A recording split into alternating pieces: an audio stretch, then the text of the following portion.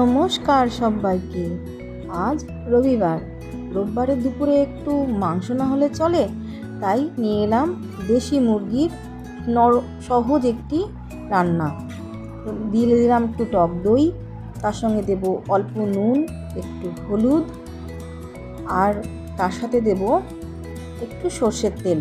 আমি রান্নাটা সবসময় সর্ষের তেলে করাটাই পছন্দ করি। সর্ষের তেল, এর সাথে দেব একটু পেঁয়াজ, একটু টমেটো আমি এখানে একটাই টমেটো ব্যবহার করেছি, কয়েকটা রসুন কুচি, 2-3টে চেরা কাঁচা লঙ্কা, আর একটু আদা কুচি। এখানে কিন্তু আমি আদা বাটা দেইনি।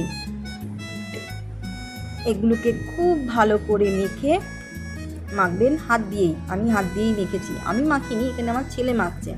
তারপর যেহেতু এটা দেশি মুরগি, আমি প্রেশার কুকারে একে খানিকক্ষণ দমে বসিয়ে দেবো, বেশিক্ষণ নয়। 2টো সিটি দেওয়ার পরে এই মিনিট 5 মতন দমে বসাবো। এরপর কড়াইতে ভালো করে আলুগুলোকে লাল লাল করে ভাজলে পরে আলুগুলোতে একটু হালকা চিনি বা নুন দিলে আলুটার টেস্টটা খুব ভালো আসে। এরপর ওই আলু ভাজাটা তুলে তাতে দেবো কয়েকটা এলাচ, একটু দারচিনি, তারপর একটি গোটা পেঁয়াজ দিয়ে, পেঁয়াজটা যখন ভাজা ভাজা হয়ে আসবে তাতে দেবো পেঁয়াজ বাটা।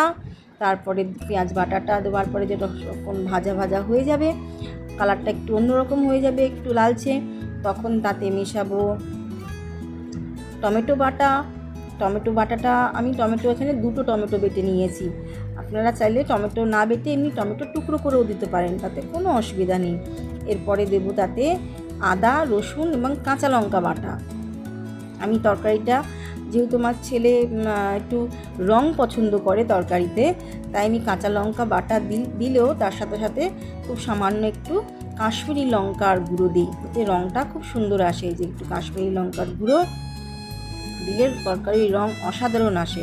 দেবো আরেকটু হলুদটা আমি একটু পরে দিলাম, কারণ হচ্ছে তাহলে রঙটা আরও সুন্দর আসবে। দেবো সাধারণ মশলা, জিরে গুঁড়ো, ধনে গুঁড়ো, আর একটু গরম মশলা গুঁড়ো। আমি গরম মশলাটা শেষে দেই না, এখনই দিয়ে দিই। এরপর মাংসটাকে ছেড়ে জল থেকে তুলে, মানে প্রেশার কুকার থেকে বের করে আপনি মাংসটা মশলায় দিয়ে দেবেন। খুব ভালো করে কষানো হবে। এতে মাংসটা কিন্তু হাফ সেদ্ধ করা আছে। এবার আলুটা ওখানে যোগ না করলে মাংস ছেড়ে যাবে, আলুটা সেদ্ধ হবে না, তাই এতে আলুটাও দিয়ে দেবেন। দিলে পরে দেখবেন একটু কষানোর পরেই কেমন তেল ছেড়ে আসে, সুন্দর একটা রং আসবে। যেহেতু দেশি মুরগি এবং স্কিন সহ, তাই এর থেকে প্রচুর পরিমাণে তেল বেরোবে। এই যে দেখছেন কতখানি তেল বেরিয়েছে, এই যে প্রায় মাংসের তেলে দিয়ে মাংসের রান্না হচ্ছে। এই মাংসটা খেতে দুর্ধর্ষ লাগে। দুপুরবেলা গরম ভাতে মন ভরে যাবে এই মাংসটা দিয়ে ভাত খেলে। মুরগির মাংস, ব্রয়লার মুরগির মাংসটা আমাদের বাড়িতে খুব একটা হয় না, তবে মাঝে মধ্যে হয়। এই যে মাংস হয়ে গেছে, কত সুন্দর রং এসছে। এই দিয়ে আজ আমাদের দুপুরের লাঞ্চ সারা। তাহলে সবাই ভালো থাকবেন, সুস্থ থাকবেন। আমার ভালো লাগলে